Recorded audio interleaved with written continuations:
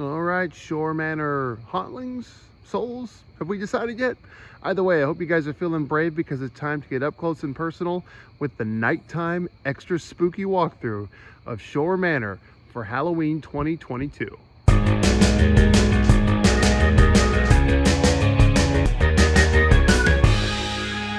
We'll start things off with the dark side of Cinderella. This looks like something right out of Disney's Nightmare, right? We don't normally do blow-ups, but we got a really good deal on this that we just could not pass up. And because it is a long-term goal of ours to actually have a spooky horse-drawn carriage, preferably with skeletons, this is close. So we picked him up, and it still works. So we've kept him around ever since. He's a pretty good opening site for the spooky grounds of Schorr Manor. If we move along here, we see our wrought iron fence along with our skulls across the top. You can see some of our headstones there that we had a good time with. Try to keep things a little extra spooky there.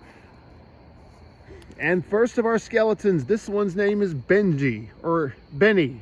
Honestly, I've lost track. We've had Benny, Benji, Bertha. I think this is actually Benny.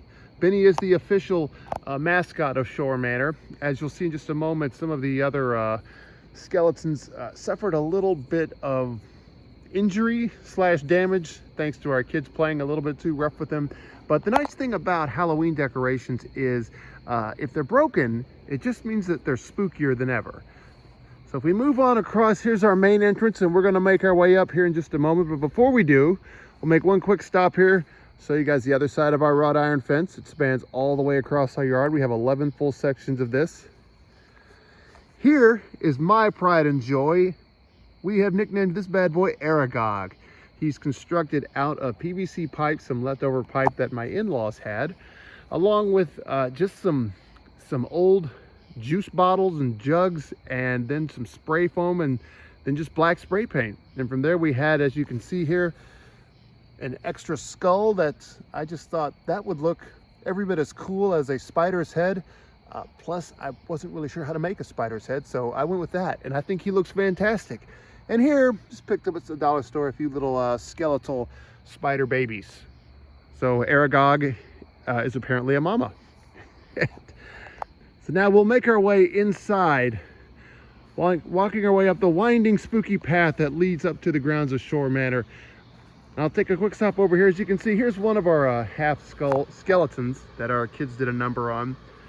We found that it works pretty well because, you know, half a skeleton can be a zombie crawling out of the ground, as you can see there.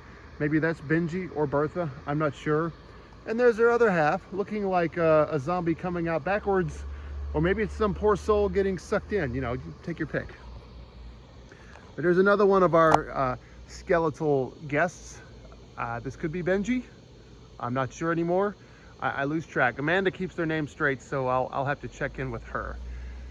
Another one of our half skeletons who was injured by our kids, but he looks pretty good here, peeking up from behind a headstone, I think. So we let him reside right there. He looks pretty good, whether he's Benji, Bertha, Birdie, or whatever.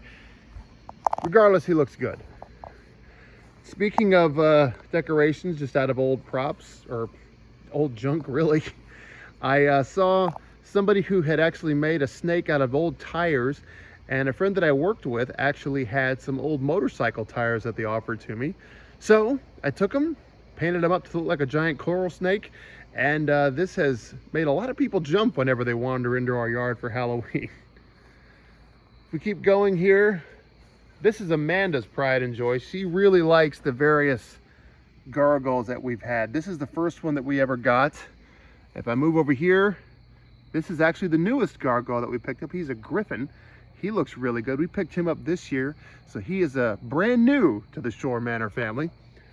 And speaking of gargoyles, let's make our way up here. This one is just a year old, but I think he might be Amanda's favorite.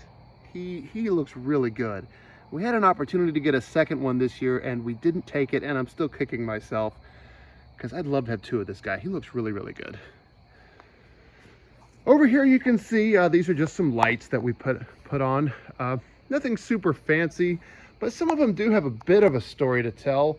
For instance, this right here, these Frankenstein lights, we picked these up at a thrift store during one of our trips to which city?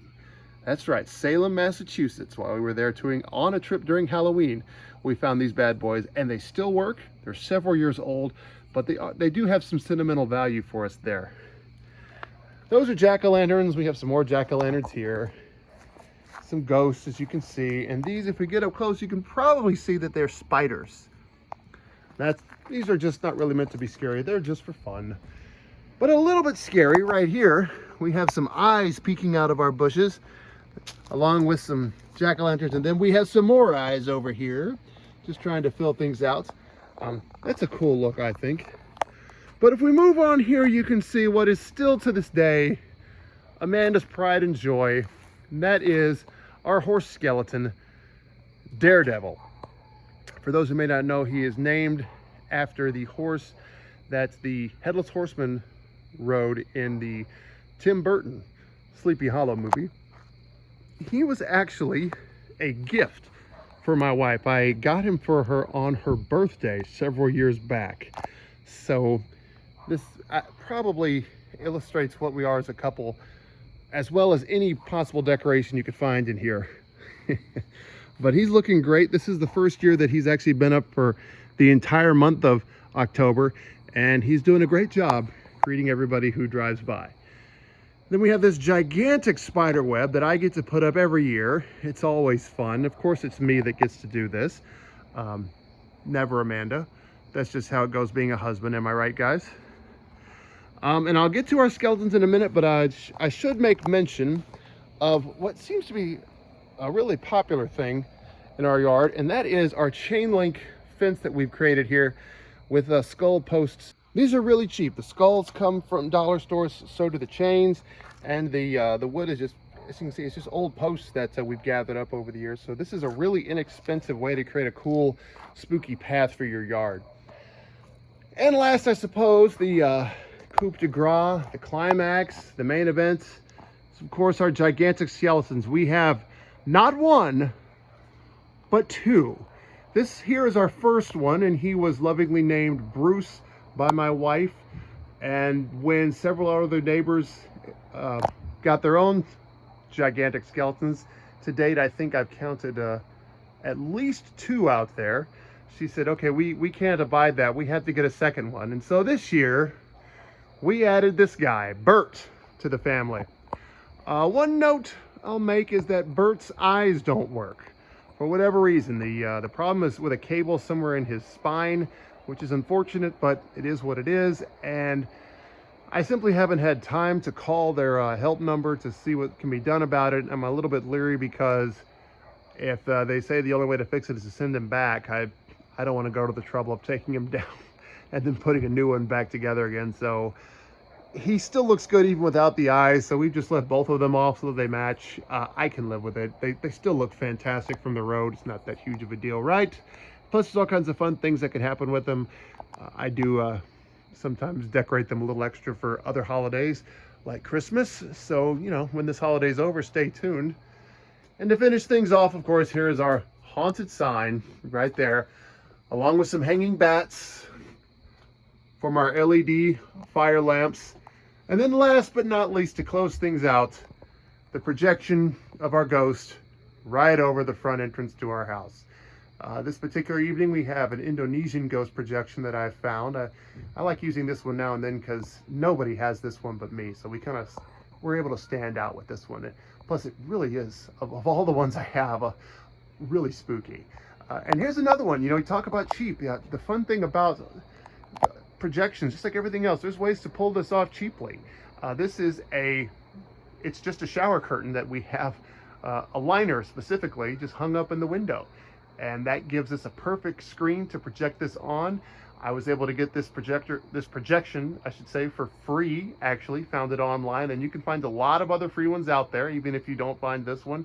The only thing we paid money for was the projector, and the one used here, that was the biggest expense I had for any of this, and that was $60. So you have this really cool look, 60 bucks, that's really about all that it costs, and it works every year from then on out. And plus, you know, every now and again you can screen a movie with it, which we've done. So there it is, the Schorr Manor grounds. If you stuck around this long, kudos to you. You're rather brave. So we'll close things out, I guess. Well, thanks for joining me. Thanks for walking the grounds. And you know, as we always say, happy haunting. Hey, if you haven't already, be sure to visit the official Schorr Manor online t-shirt shop, the purveyors of all things spooky and all things Halloween, as long as it's in t-shirt form. You can find it at mattschorr.net. Just click on shop at the top of the page. And while you're there, be sure to use the promo code JOURNALIST and get 10% off of everything in the store. Once again, that's mattschorr.net and click on shop at the top of the page.